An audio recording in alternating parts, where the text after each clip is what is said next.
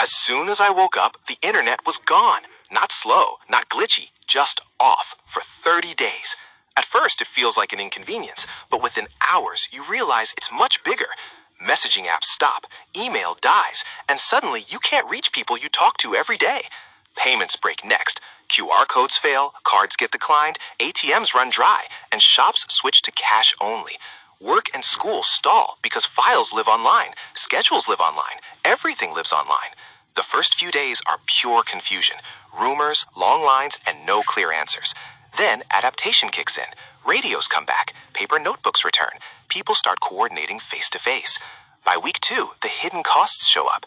Delayed medicines, empty shelves, closed businesses. A month offline isn't just boring, it's removing the invisible systems that quietly coordinate modern life. When the internet finally returns, nothing feels optional anymore, and nobody forgets how fragile all of it really is.